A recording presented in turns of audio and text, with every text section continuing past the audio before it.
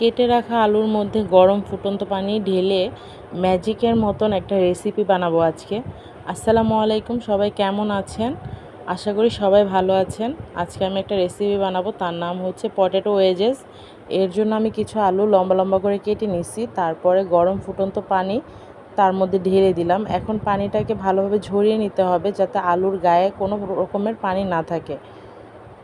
এরপর এর মধ্যে কিছু গুঁড়া মশলা দিয়ে দেব। প্রথমেই দিয়ে দিলাম লবণ, একটু হলুদ গুঁড়ো, একটু চিলি ফ্লেক্স, একটু কালার আসার জন্য লাল মরিচের গুঁড়ো। এখন দিয়ে দেব শুকনো চালের গুঁড়ো।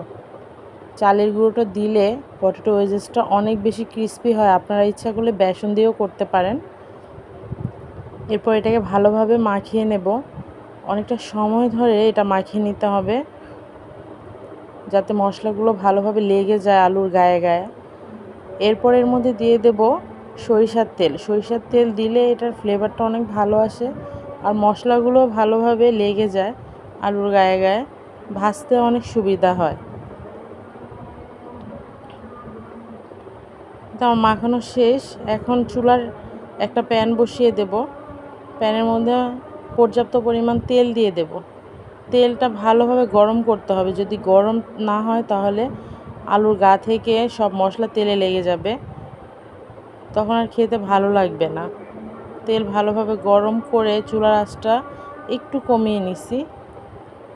হাই হিট দেওয়া যাবে না, হাই হিট দিলে আলুটা ভিতর থেকে কাঁচা থেকে যাবে।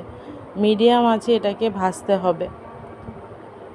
ইচ্ছে করলে এটাকে হালকা ভেজেও নামিয়ে নেওয়া যায়, কিন্তু আমি একটু বেশি করে ভাজলাম, মানে যাতে একটু কালারটা গাঢ় হয় আর খেতেও যাতে মচমচে হয়।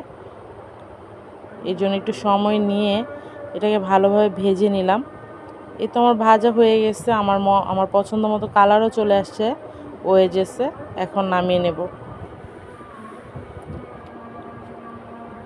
গরম গরম ওয়েজেস সস বা মেয়োনিজের সাথে সার্ভ করতে পারেন। আল্লাহ হাফেজ, সবাই ভালো থাকবেন, সুস্থ থাকবেন। আর আমার এই ভিডিও বা আমার এই রেসিপি যদি ভালো লেগে থাকে অবশ্যই লাইক এবং কমেন্ট করবেন।